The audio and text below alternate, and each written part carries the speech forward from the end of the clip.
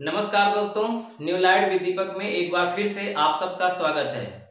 आज बहुत ही महत्वपूर्ण वीडियो आपके लिए लेकर आया हूं एयर का, यानी कि एक हेक्टेयर में कितने एयर होते हैं, एक बीघे में कितने एयर होते हैं, एक एयर की माप क्या होती है और खेत को एयर से कैसे मापें। ये सब कुछ आप इसी छोटे से वीडियो में ही सीख जाएंगे। तो वीडियो को पूरा देखिएगा, कहीं स्किप मत करिएगा। बहुत ही सरल ढंग से आपको समझाएंगे। देखिए, पहली चीज तो ये जान लीजिए कि जो एयर होता है उसका मैथमेटिकल रूप से एक हेक्टेयर में 100 एयर माना जाता है, लेकिन जब हम खेतों में नाप करने जाते हैं तो उसमें एक हेक्टेयर में 1000 एयर मानते हैं। तो चूंकि हम लोग खेतों से संबंधित काम कर रहे हैं, इसलिए यहाँ पर एक हेक्टेयर में 1000 एयर ही मानकर हम चलेंगे। ठीक, तो देखिए, एक एयर, इसकी माप जो होती है पहले ये समझ लेते हैं। ये एक एयर 10 वर्ग मीटर के बराबर होता है। कितना वर्ग मीटर? 10 वर्ग मीटर। ये 10 वर्ग मीटर कब आएगा? जब हम एक हेक्टेयर में 1000 वर्ग मीटर मानेंगे, है ना। तो चलिए लिख देते हैं यहां पर, एक हेक्टेयर में 1000 एयर। और आप जानते हैं कि एक हेक्टेयर में 10,000 वर्ग मीटर होता है।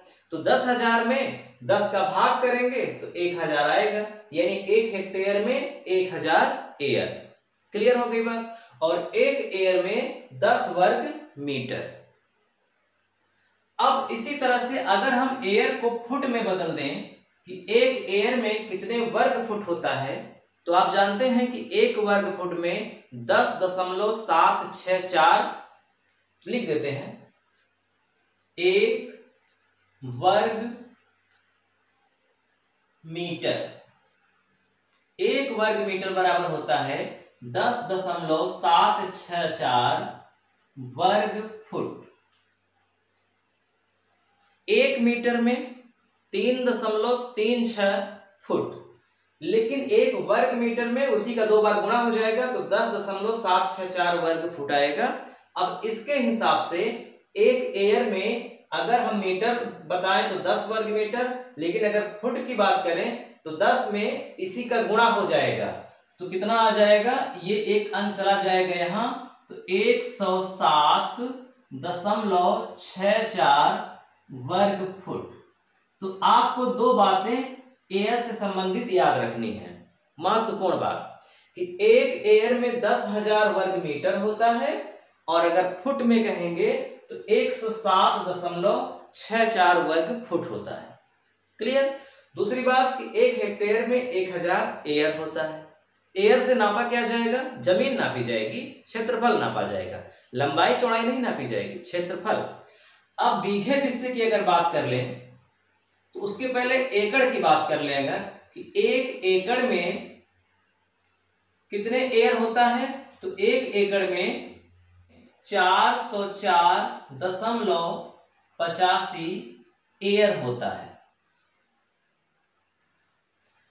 एक हेक्टेयर में 1000 एयर, एक एकड़ में 404.85 एयर। आपको याद रखना है ये कैसे आएगा, क्योंकि एक एकड़ में 4048.5 वर्ग मीटर होता है, तो 4048.5 में 10 का भाग कर देंगे तो 404 और 85 आ जाएगा।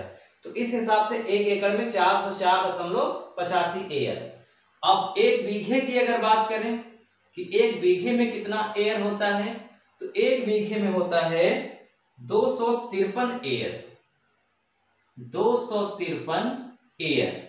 ये उत्तर प्रदेश के स्टैंडर्ड मापन बीघे के आधार पे हम बता रहे हैं। राजस्थान का भी यही है, यूपी का यही है, कुछ जगहों पर बिहार में भी यही चलता है। तो एक बीघे में 2530 वर्ग मीटर होता है। 10 का भाग कर देंगे एयर वाला तो केवल 253 बचेगा, यानी एक बीघे में 253 एयर।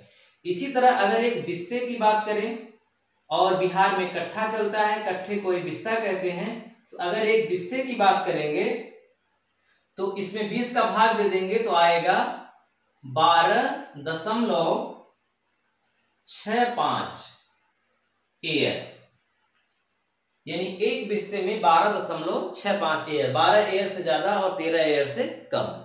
तो आपने कितनी बातें सीखी? 1 हेक्टेयर में 1000 एयर, 1 एकड़ में ये स्टार महत्वपूर्ण, 1 एकड़ में 404.85 एयर, 1 बीघे में 253 एयर और 1 बिस्सा में 12.65 एयर। अब कैसे हम जानेंगे कि कोई जमीन एयर में है? मतलब कि अगर मैं एक एयर की ही माप करूं तो कैसे मापूंगा?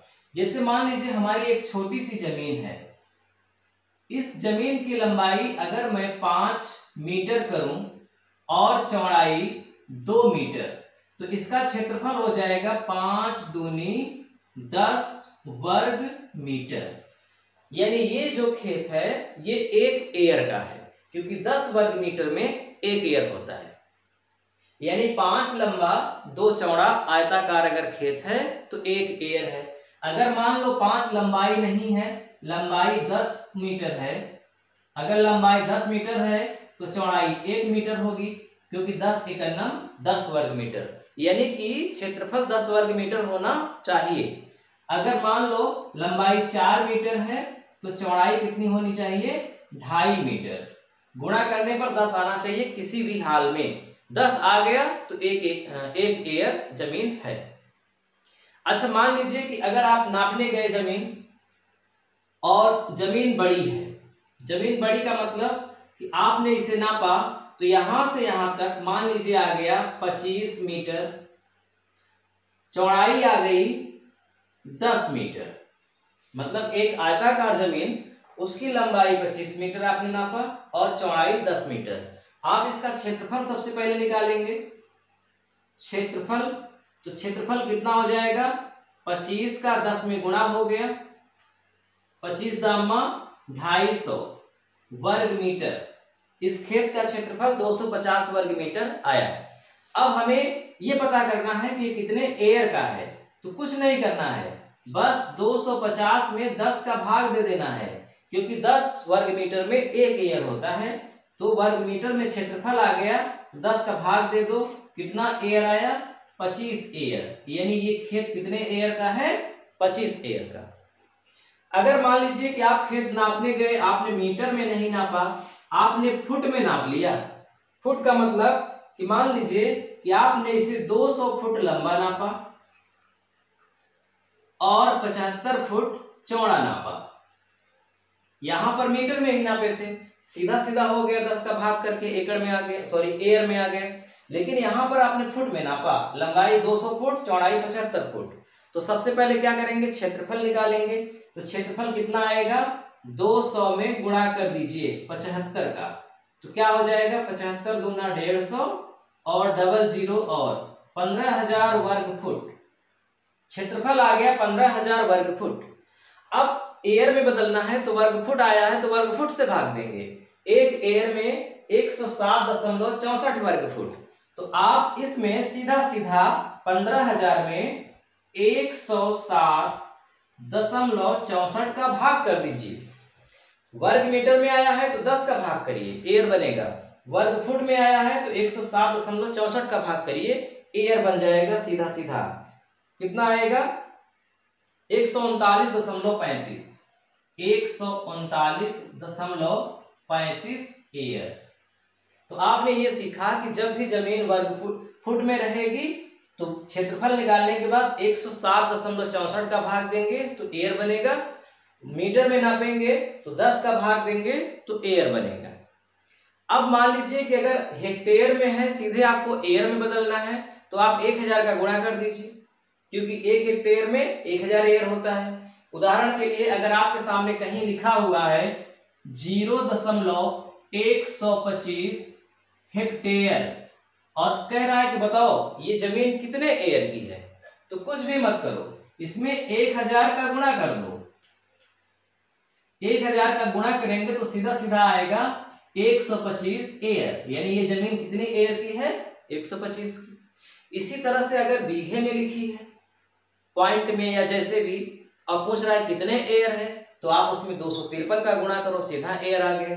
बिस्से में लिखी है कि मतलब 20 बिस्सा में या 25 बिस्सा में कितना एयर होता है, तो उसमें 12.65 का गुणा कर दो, सीधा बन जाएगा। आप समझ रहे होंगे बात। हमने मेन ये समझाया है कि मीटर में अगर नापेंगे तो क्षेत्रफल निकालने के बाद 10 का भाग करेंगे तो एयर बनेगा, फुट में नापेंगे तो 107.64 का भाग करेंगे तो एयर बनेगा। तो मुझे लगता है कि अब एयर से संबंधित आपकी सारी समस्या सॉल्व हो गई। अब आप लोग एयर को पूरी तरह से समझ गए। फिर भी अगर कोई बात मिस हो गई हो तो आप कमेंट में पूछ सकते हैं, मैं अगले वीडियो में उसे बताने की पूरी कोशिश करूंगा। ठीक है, मिलते हैं अगले वीडियो में। नमस्कार।